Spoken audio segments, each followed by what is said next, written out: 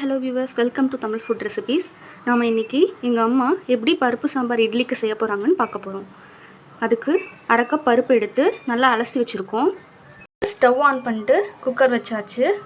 ஒரு சொம்பு தண்ணி ஊத்திக்கலாம் அதுக்கு. இப்போ பருப்பு போட்டுக்கலாம். துவரம் பருப்பு.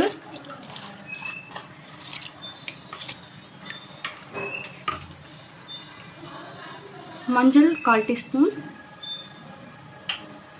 விளக்கெண்ணெய் 1/2 டீஸ்பூன் சேர்த்துக்கலாம். இதோட விளக்கெண்ணெய் சேர்க்கும்போது பருப்பு சாம்பார் சாப்பிட்டா சில பேருக்கு கேஸ்ட்ரிக் ப்ராப்ளம் இருக்குன்னு சொல்லுவாங்க. அந்த மாதிரி ப்ராப்ளம்ஸ்லாம் மோஸ்ட்லி அவாய்ட் பண்ணும். உடல் சூட்டை தணிக்கிறதுலேயும் விளக்கெண்ணெய் முக்கிய பங்கு வகிக்குது.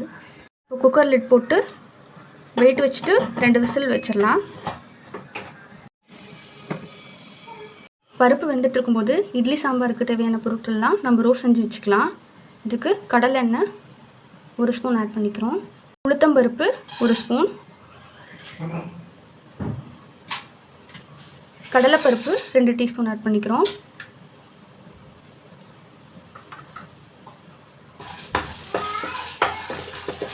போட்டு நல்லா ரோஸ்ட் பண்ணிக்கலாம். இதோட வரமிளகாய் ஒரு 5 ஆட் பண்ணிக்கிறோம். இப்போ தனியா ஆட் பண்ணிக்கலாம். தனியா ஒரு 4 ஸ்பூன் எடுத்துக்கோங்க. கருவேப்பிலை ஒரு கொத்து உருவி வச்சுருக்கோம், அதை ஆட் பண்ணிக்கிறோம். பூண்டு ஒரு 2 பல். ஜீரகம் கொஞ்சம், மிளகு கொஞ்சம் ஆட் பண்ணிக்கிறோம். ஆட் பண்ணிட்டு நல்லா வச்சுக்கணும்.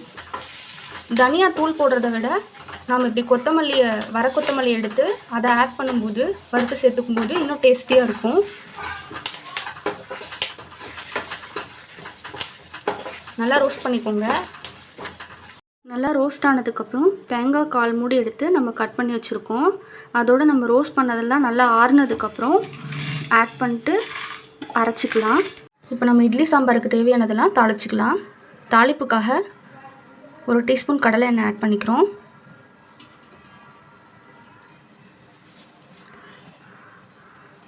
கால் டீஸ்பூன் கடுகு, கருவேப்பிலை ஒரு கொத்து ஆட் பண்ணிக்கலாம்.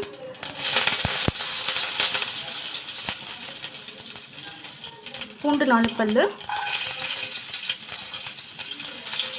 வெங்காயம் ஒரு 10 வெங்காயம், சின்ன வெங்காயம் உரிச்சு வச்சுருக்கு, அதோட சேர்த்துக்கலாம்.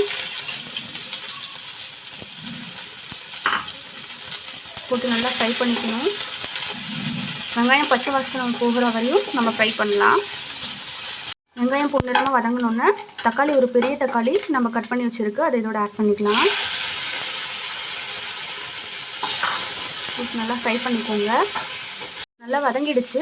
இப்போ நம்ம இறக்கிட்டு பருப்பை ஸ்டவ்வில் வச்சுக்கலாம். பாருங்கள், இந்த மாதிரி நல்லா வேக வச்சுக்கோங்க. இப்போ நம்ம ஏற்கனவே அரைச்சி வச்சதை இதோட ஆட் பண்ணிக்கலாம். மிக்ஸ் பண்ணிக்கோங்க. இப்போ தாளிச்சதெல்லாம் அதோட ஆட் பண்ணிக்கலாம். நல்லா கலக்கி விட்டுட்டு தேவையான அளவு உப்பு போட்டுக்கலாம். இதுலேயே தேவையான அளவு தண்ணி கூட நீங்கள் வேணும்னா ஊற்றிக்கலாம். போட்டுட்டு நல்லா கலக்கி விட்டுட்டு ஒரு 10 நிமிஷம் நல்லா மூடி போட்டுட்டு கொதிக்க விட்டுடலாம். நல்லா கொதிச்சிடுச்சு. இப்போ ஓப்பன் பண்ணி பார்க்கலாம். பார்டர்லலாம் நல்லா ரெட் கலரில் இருக்குது. இப்போ நம்ம இட்லி பருப்பு சாம்பார் ரெடி ஆகிடுச்சு. கமகமான்னு வாசம் வருது. எனக்கு இப்போயே சாப்பிடணும் போல் இருக்குது. நம்ம அம்மா செய்கிற இட்லி பருப்பு சாம்பார் உங்களுக்கு பிடிச்சிருந்ததுன்னா வீட்டில் ட்ரை பண்ணி பார்த்துட்டு கீழே கமெண்ட்ஸில் மென்ஷன் பண்ணுங்கள். நாங்கள் போடுற வீடியோஸ் உங்களுக்கு பிடிச்சிருந்தனா லைக் பண்ணுங்கள், ஷேர் பண்ணுங்கள், சப்ஸ்கிரைப் பண்ண மறந்துடாதீங்க.